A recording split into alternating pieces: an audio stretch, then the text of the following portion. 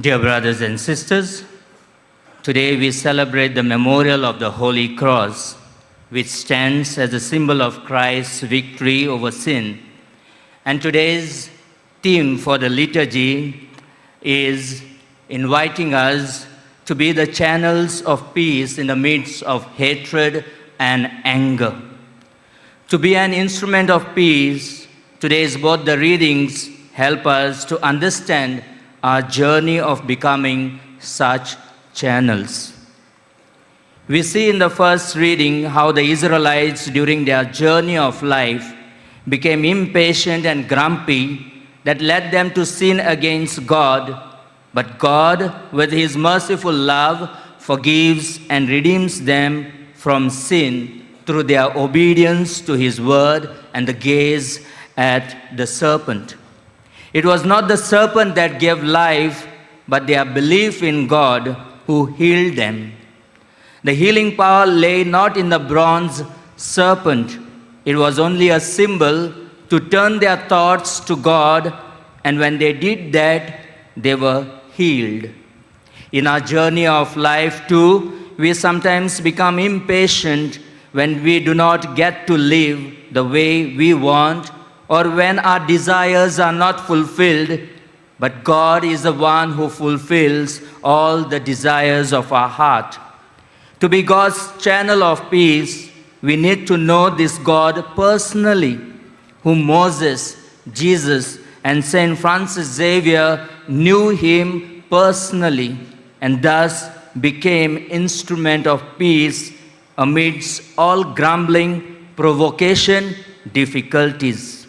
We need to know God not just theoretically, but experientially, and this experiential knowledge of God will lead us to transformation of our life, that is eternal life, which Jesus promises us in today's gospel. Jesus was and is the embodied mind of God. Even so, Jesus must be lifted up on the cross, and when we turn our thoughts to Him and believe in Him, we too will find eternal life.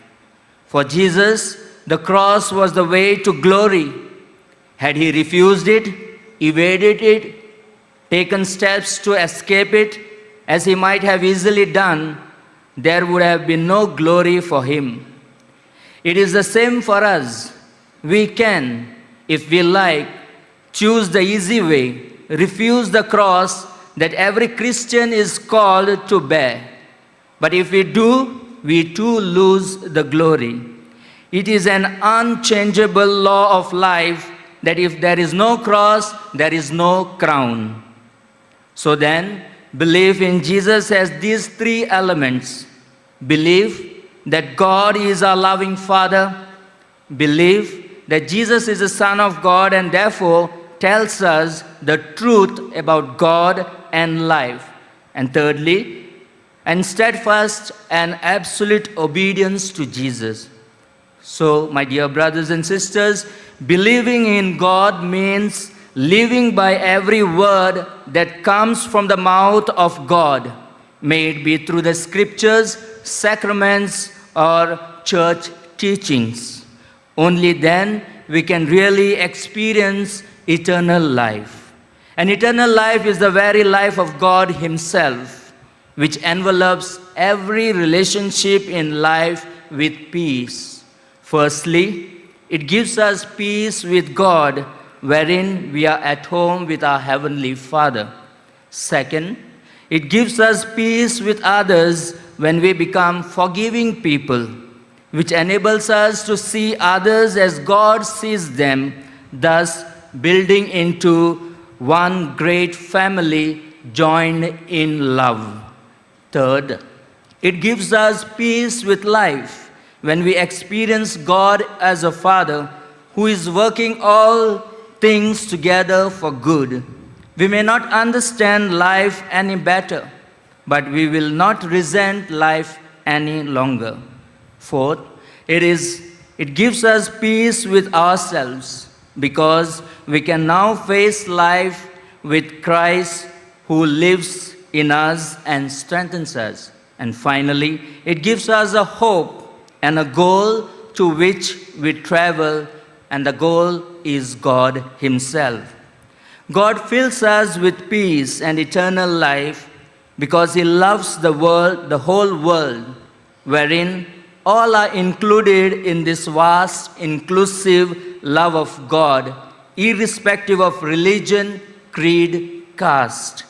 As St. Augustine says, God loves each one of us as if there was only one of us to love. We see how God loves us by giving His only Son to us, to me personally.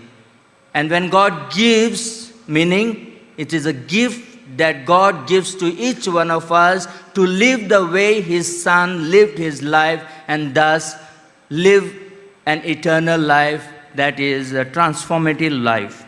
God is not like an absolute monarch who treats each man as a subject to be reduced to hopeless obedience. God is the Father who cannot be happy until His wandering children have come home. Dear friends, let us pray to God that we may know God more intimately, love Him more ardently, and follow Him more closely by becoming the channels of His peace. Amen.